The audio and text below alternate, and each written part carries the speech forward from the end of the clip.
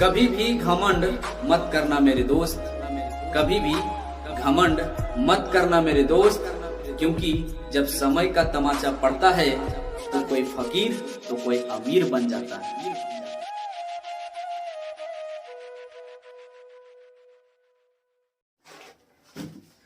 चलो देखना है। तो पिछले क्लास में हम सब अवतल दर्पण के 6 स्थितियां देख लिए थे, है ना। तो आज के क्लास में इस वीडियो में क्या देखना है, उत्तल दर्पण की स्थितियां। तो उत्तल दर्पण में 2 स्थितियां होता है। उत्तल दर्पण में कितनी स्थितियां होते हैं? 2 स्थितियां होते हैं, है ना। तो ध्यान क्या देना है, पहले तो इस प्रकार से क्वेश्चन कैसे पूछा जाता है उसको बारे में थोड़ा सा बताते हैं। ज्यादातर तो ऑब्जेक्टिव भी पूछ लिया जाता है ना, ऑब्जेक्टिव ज्यादा पूछ लिया जाता है। लेकिन अगर इस प्रकार से पूछ दे कि उत्तल दर्पण के पहला स्थितियां भी फिगर के साथ बनाए चित्र का भी वर्णन करें, तो क्या होगा? जब वस्तु अनंत पर हो तब प्रतिबिंब फोकस पर बनता है, जो वस्तु से बहुत छोटा, वस्तु से भाई बहुत छोटा, काल्पनिक तथा सीधा होता है। एक बात तो तय है कि उत्तल दर्पण में हमेशा सदैव काल्पनिक और सीधा ही होता है। चलो अब ध्यान देते हैं कि उत्तल दर्पण का फिगर कैसे बनता है। तो एक बात बताओ, ये रहा उत्तल दर्पण, है ना। तो कलाई किधर करे भाई? धंसा हुआ भाग होता है, परिभाषा है ना, करते हैं, कोई दिक्कत? तब बताओ, अब इधर ई तो गारंटी कि यहाँ पे क्या हो जाएगा?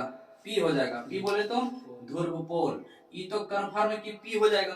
लेकिन एक बात बताओ कि एफ किधर होगा, सी किधर होगा? तो अगर भूला भी जाता है तो टेंशन लेना नहीं है। गोल किधर से होगा? इधर से गोल होगा, तो केंद्र ही ना होगा, इधर ही ना केंद्र होगा। तो केंद्र को ही तो सी कहते हैं, पकड़ता केंद्र कहते हैं, आसानी से पकड़ लेता। अगर भुला भी जाएगा कि किधर क्या होगा तो आसानी से पकड़ सकता है। वैसे भी इधर कलई क्या हुआ भाग, धंसा हुआ भाग कलई क्या है? तो कलई हुआ किया भाग में चेहरा हम देखते हैं नहीं, उसके विपरीत देखते हैं, परिवर्तक सतह की ओर हम चेहरा देखते हैं, इधर ना देखते हैं। तो इधर क्या हो जाएगा? कलई क्या बात है, इधर ही सेंटर होगा, है ना, सी। और इसके बीच में ही इधर क्या होता है, यहाँ पे क्या हो जाता है? यफ होता है। तो यफ कैसे होता है तो पहले वो जान लेते हैं। चलो ध्यान देना। तो यहां से मान लेते हैं कि समानांतर किरण जा रहा, क्या भैया?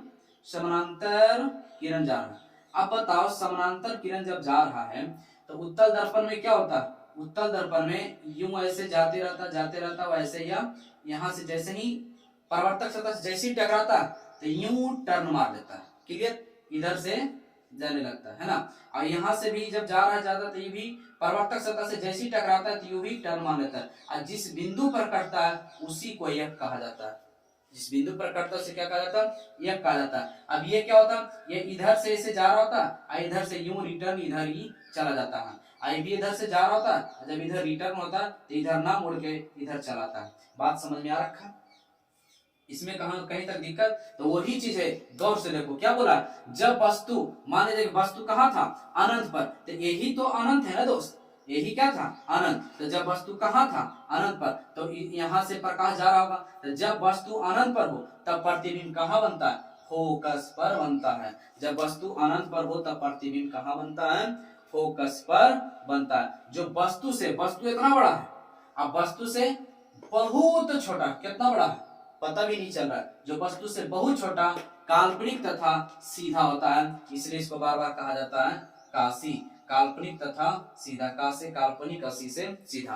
काल्पनिक का दूसरा नाम आभासी भी होता है, ठीक है। तो हमें विश्वास ही आप यहाँ तक समझ गए पहला स्थिति कैसे होता है, ठीक है। तो इसका स्क्रीनशॉट कर सकते हैं। स्थिति नंबर 2 देखते हैं। उत्तल दर्पण की दूसरा स्थिति को जरा ध्यान से समझना। इसमें दो परिभाषा बताए हैं, तो दोनों को बहुत बेहतरीन तरीका से समझना है, चूंकि कैसे पूछ दिया जाता है। इसी में अक्का बक्का होता है, कोई कहता है ये सही है, कोई कहता है ये सही है। तो दोनों सही है, और कैसे सही होता फिगर के माध्यम से हम सब बहुत आसानी से समझेंगे। तो पहले आप समझते हैं पहले भाषा को। जब वस्तु दर्पण के सामने कहीं भी स्थित हो तब प्रतिबिंब ध्रुव, ध्यान में रखना है, तब प्रतिबिंब ध्रुव और फोकस के बीच बनता है। ध्रुव और फोकस बिंदु माने पी और एफ के बीच बनता है, जो वस्तु से छोटा, काल्पनिक तथा सीधा होता है। लेकिन इसी को दूसरा कैसे लिखा है, जो जरा समझते हैं। जब वस्तु अनंत और ध्रुव के बीच हो, अनंत और ध्रुव के बीच हो तब प्रतिबिंब ध्रुव और फोकस के बीच बनता है, जो वस्तु से छोटा, काल्पनिक तथा सीधा होता है। आखिर कैसे समझते हम, बहुत ही ध्यान से मान लिया जाए भाई, ये उत्तल दर्पण है, क्या है? उत्तल दर्पण है। अब एक बार जरा ध्यान समझो, तो गारंटी है कि यहाँ पे इधर क्या होगा, एक सरल रेखा से खींच देते हैं। तो गारंटी है कि यहाँ पे ध्रुव है, ये क्या है, पी है, फिक्स हो गया यहाँ पर। लेकिन अब बताओ कि सी कहाँ पे होगा, सी तो भैया यहीं पे होगा, हाँ है ना, सेंटर ऐसे ना होता है गोल, तो ये तो सी यहाँ पे हो जाएगा। ठीक है, तो एक बात यहाँ से समझना है बहुत आसानी से कि आखिर ये दोनों परिभाषा कैसे होता है।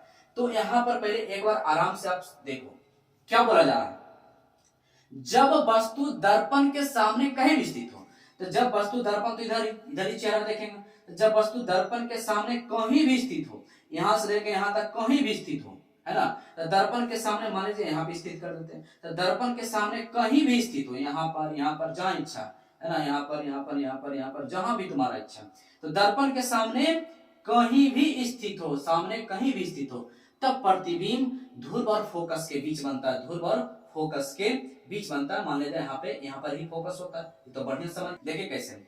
यहाँ पे क्या बोला, दर्पण के सामने, दर्पण के सामने, तो दर्पण के भैया सामने तो कहीं भी ले सकते हैं। लेकिन अब दूसरा लैंग्वेज इसका देखो कितना खतरनाक है, जब वस्तु अनंत, तो भैया इसका अंतिम छोर अनंत मान लेते हैं, ये तो अनंत होता है।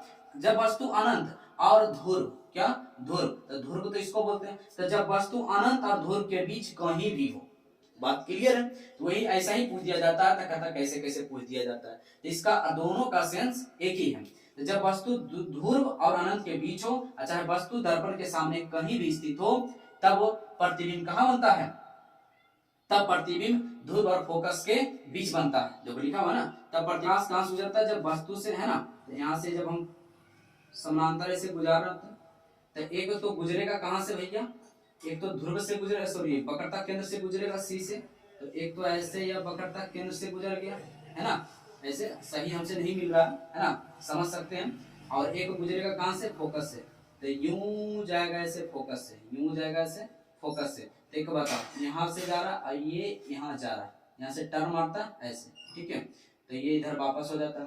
तो बताओ यहाँ पे ये क्या हुआ, कट गया, तो जहां पे कटता वहीं पे तो ये वस्तु प्रतिबिंब बना देता।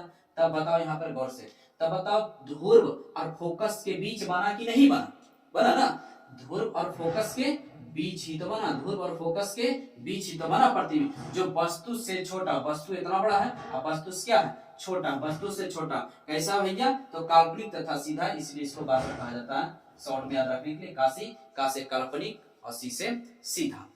क्लियर। तो हमें विश्वास है कि आप उत्तल दर्पण की स्थिति अच्छी तरीका से समझ गए होंगे।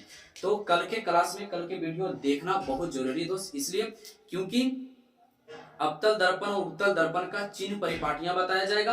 तो उसमें क्या है कि बहुत सारा चिन्ह परिपाटियां से बहुत सारा ऑब्जेक्टिव प्रश्न पूछा जाता है, और होता क्या है कि रटा जाता है, रटने वाला कंफ्यूजन हो जाता है। अगर उस वीडियो को आप देख लेते हैं तो विश्वास रखें कि 10 क्वेश्चन आपसे कैसा भी घुमाकर पूछा जाए, आसानी से बेहिचक आप एकदम सही बना सकते हैं। ठीक है, तो ध्यान रहे कि कल का वीडियो नहीं छोड़ना है, जरूर देख लेना है। ओके, ठीक है दोस्त, तब तक ले दोस्त खुश रहें, खुशियां बांटते रहें, हंसते रहें और हंसाते रहें। तब तक ले दोस्त, बाय।